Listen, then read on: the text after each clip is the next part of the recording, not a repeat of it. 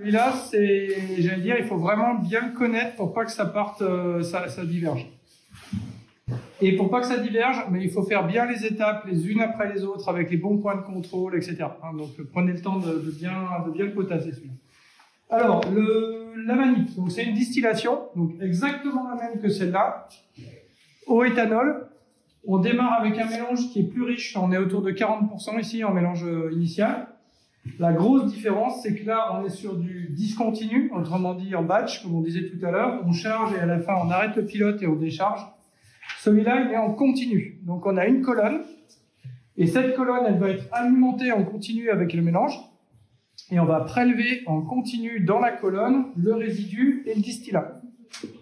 OK? Et ça tourne. C'est-à-dire que quand la colonne a atteint son régime stationnaire, la composition de la colonne ne bouge plus. Les débits d'entrée-sortie ne bougent plus, et tout ce qui se passe, en fait, c'est que la matière transite de la réserve vers les deux recettes qui sont derrière. OK? Donc, il va falloir y aller par étapes, justement, pour obtenir cette stabilisation de la colonne, et qui sera son régime stationnaire.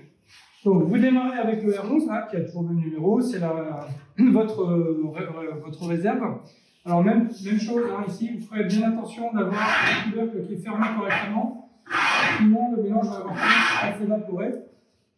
Par contre, votre réserve ici, vous voyez qu'elle n'est pas calorifugée parce que tout simplement, elle ne va pas chauffer. Ici, vous avez la réserve qui servait de pied de colonne, qui est calorifugée puisqu'en fait, elle chauffe. Ici, c'est pas calorifugé, donc parce que ça ne va pas chauffer. Le pied de colonne, il est ici. Alors, une fois que ça s'est rempli, ça sort par en dessous. Donc là, c'est le circuit de sortie est ici. Il y a une vanne automatique que nous, on ne va pas utiliser. Ça passe donc par la vanne manuelle qui est à côté. Ensuite, ça descend. Vous avez des vannes de purge là pour la purge ultérieure du système. Et là, pareil, une autre grosse différence entre ce montage-là et le montage qu'on a à côté, c'est qu'ici, tous les transferts de matière se font par gravité. Ici, les transferts de matière se font tous à l'aide de pompes. Donc, la première chose que vous avez ici, c'est la pompe P21. Donc, ce sont des pompes à engrenage. Autrement dit, ce sont des pompes volumétriques. Vous envoyez le liquide sur ce circuit, ça monte. Pareil, on a une pompe, tout est doublé en fait. Vous avez une vanne automatique, la vanne manuelle. Donc vous travaillerez avec la vanne manuelle. Ça passe par le débitmètre, ça continue de monter. Alors ce gros tube là, c'est un préchauffeur. Donc c'est un échangeur de chaleur qui est alimenté en fluide chaud. Et son rôle, ça va être de chauffer le liquide qui est en train de monter, de façon à lui faire atteindre une température qui correspond normalement à la température de la zone de la colonne de distillation dans laquelle ça va être injecté. Donc l'alimentation de ce bouilleur-là, elle est ici, c'est celui-là. Donc c'est le 61, ça c'est le 61 ici. Voilà. Donc ça monte, c'est injecté. Donc il y a deux points d'injection. Alors il y a le thermomètre là qui vous permet de voir si votre préchauffeur a fait son boulot correctement. Ce thermomètre ici. Ensuite, ça monte. Vous voyez qu'il y a un premier point d'injection ici, et en fait, il y a un deuxième point d'injection au deuxième tiers de la colonne. Donc, nous, dans ce cas-ci, on va utiliser le deuxième tiers. C'est-à-dire qu'on injecte sur le deuxième point qui est au-dessus. D'où l'intérêt de la pompe aussi pour faire monter le liquide jusque là-haut. Donc, ensuite, ça tombe dans la colonne. Donc, la colonne de distillation, là, on avait une colonne à plateau. Ici, on a une colonne garnie. Donc, on a des anneaux, des petits anneaux métalliques ici, qui sont coincés en fait entre des disques plastiques qui sont tenus en fait sur les côtés. Et donc, sur les tronçons qui sont calorifugés, à l'intérieur, vous avez une colonne en verre. Et dans la colonne en verre, vous avez du garnissage, comme ici. Donc, il n'y a plus de plateau strictement défini. Ça se fait de manière continue. Et les échanges de vapeur et de liquide se font de manière continue dans la colonne.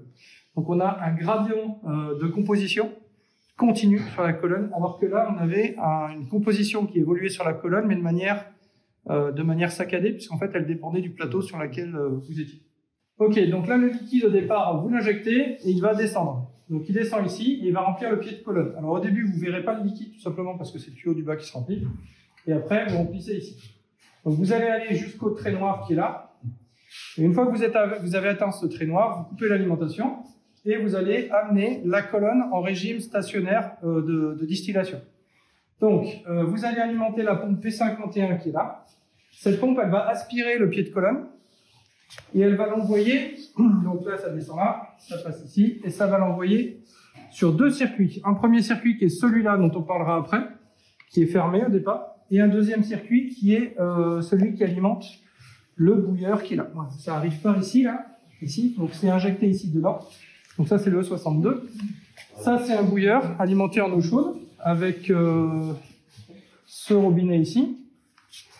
Et la vapeur en fait générée va ressortir par ici. Donc ensuite, la vapeur elle remonte et ça se passe à peu près comme dans l'autre colonne. Hein, vous avez une équilibration qui se produit. Tout ce qui condense redescend. Les vapeurs montent dans la colonne. Ok. Alors pendant qu'on est là, on va traiter le circuit de prélèvement de résidus. Donc une fois qu'on a amené la colonne en régime stationnaire et qu'on commence à la mettre en production, donc on va alimenter de nouveau la colonne à partir de la réserve qui est là, donc avec un réglage au niveau de ce robinet-là qui permet d'alimenter de manière fine l'alimentation grâce au débitmètre qui est ici. Et de l'autre côté, vous allez commencer à prélever du distillat et du résidu. Donc le prélèvement de résidus, en fait, il est fait grâce à la P51 qui est déjà en action. Simplement, la P51, elle va pousser le liquide vers le bouilleur et vers un second tuyau, qui est celui-là, qui va vous permettre de faire le prélèvement de résidus. Donc le réglage du débit de résidus, il se fait ici. Alors c'est pareil, à chaque fois il y a des vannes automatiques. Là, ça passe par le débitmètre. Ça, c'est un refroidisseur, comme le E72 du montage précédent. On a un premier refroidisseur ici, qui est alimenté en froid avec le petit robinet qui est là. Alors, vous voyez, pour le coup, il n'y a pas de débitmètre là-dessus, hein, donc ça se fait ouvrir fort. Ouais.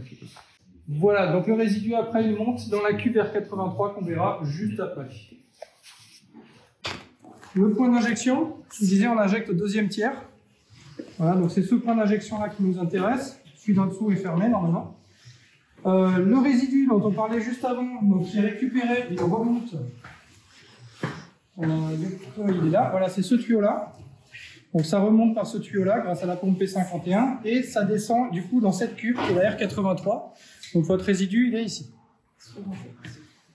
Alors au passage, c'est un montage qui est fait pour ne pas sortir de liquide du tout, contrairement au pilote 14. Ce qui fait qu'en fait cette cuve qui sert à récupérer le résidu, en fait elle est équipée d'une vanne ici en dessous qui va permettre de retourner en fait tout ce qu'il y a là-dedans dans la réserve, le R11. Donc en toute fin de manip, quand tout est terminé, en fait, quand vous vidangez le pilote, ce que vous faites, c'est que vous envoyez ça dans le R11 grâce à cette vanne ici. C'est aussi pour ça que le R83 est en hauteur, comme ça, par gravité, ça redescend dans la réserve. Ok, donc ça c'est bon. Alors, une fois qu'on s'est monté dans la colonne, vous allez envoyer donc la vapeur vers le condenseur. Donc là, il y a un seul condenseur, c'est le condenseur E71 qui est là. Cette fois-ci, c'est un condenseur à faisceau tubulaire, donc qui est horizontal et métallique ici, alimenté en eau froide. Ok, vous le voyez. Donc, à partir de là, vous avez une sortie gaz qui va directement vers l'assainissement. Il n'y a pas de sortie de sécurité. L'alimentation en eau froide, le robinet est en haut, on le verra après. Et la sortie de condensat, donc cette fois-ci, comme tout à l'heure, c'est-à-dire qu'on a juste réglé la température, normalement le débit d'eau froide, pour que ça condense, mais ça refroidisse pas trop. Donc ce condensat, il arrive ici. Ça il n'y a pas sur l'autre montage, c'est un pot de reflux. Donc ce pot de reflux va progressivement se remplir, on a un visuel sur le niveau ici. Et quand vous aurez atteint un certain niveau, donc en fait la ligne jaune qui est là, vous allez prélever ce qu'il y a dans ce pot de reflux pour le renvoyer soit vers la colonne, donc reflux, soit l'envoyer vers le prélèvement de distillat. Donc, c'est là-dedans. Pour l'instant, c'est bloqué. Et quand on en a besoin, on va le prélever. Le prélèvement se fait avec la pompe P91 qui est ici. Donc, vous la mettez en marche. Le liquide est poussé dans ce tuyau-là. Et à partir de là, vous avez deux circuits possibles. Ce circuit-là qui est le circuit de reflux. Ce circuit-là qui est le circuit de prélèvement. Donc, le circuit de reflux monte là. Vous avez un robinet de réglage, comme on l'avait ici. Hein, c'est l'équivalent des deux robinets qui sont là. Voilà, donc un robinet de réglage sur le retour reflux. Alors ici, ça fonctionne pas de la même façon que de l'autre côté. Tout à l'heure, on avait un débit qui descendait en fait du condenseur, et c'est ça qui est alimenté. Et après, vous dispatchiez le liquide qui arrivait, soit à droite, soit à gauche. Là, vous avez une pompe qui, elle, vous envoie un débit relativement important en permanence, et vous allez régler le choix de circuit avec les deux robinets qui sont là et ici. Voilà. Donc la façon de le faire est un petit peu différente. Donc le circuit de reflux remonte ici, vous avez un débitmètre, et c'est réinjecté tout en haut de la colonne. Là. Ok. Donc au début de la manip, vous allez mettre la colonne en régime stationnaire, donc vous allez utiliser uniquement le reflux. Le pied de colonne va se vider en partie, donc il faudra surveiller que votre pied de colonne ne descend pas en dessous du niveau minimal. S'il n'y avait pas suffisamment de liquide au début, il faudra rajouter un petit peu de liquide, ça va refroidir la colonne, donc il va falloir attendre que ça se remette en situation stationnaire, etc. Donc l'idéal, c'est d'avoir suffisamment d'expérience sur ce pilote-là pour faire les bons choix et les bonnes manips dès le départ. Si vous devez revenir en fait en arrière et remodifier des choses, généralement ça prend beaucoup de temps. Et c'est du temps que vous n'avez pas pour finir la manip. Ok, donc ça c'était le circuit de reflux. Maintenant, si vous passez sur le circuit de prélèvement de distillat, donc le réglage se fait à travers le robinet qui est ici. Vous avez un débitmètre ici, et c'est envoyé sur les deux cuves de stockage qui sont en haut. On va les voir après, qui sont les R81 et R82. Voilà, avec une mesure de débit là sur le débitmètre. Alors, nous on va pas s'en servir, mais ce pilote est prévu pour faire de la distillation sous pression réduite. Autrement dit, vous distillez en abaissant la température. Donc vous appliquez le vide, vous appliquez le résultat de la pompe à vide sur ce circuit. C'est pour ça qu'il y a plein de tuyaux en plus qui a priori vous donnent l'impression de servir à rien, mais c'est parce que tout ce qu'il y a là, en fait, tout ce qu'il y a ici vous permet de gérer la façon dont le vide est appliqué au système. Sachant que le vide doit forcément être appliqué à la sortie du condenseur. Puisque normalement, à la sortie du condenseur, vous avez tout condensé, donc il n'y a plus de vapeur issue de la distillation. Puisqu'en fait, votre système de vide, lui, il va tirer, il va aspirer.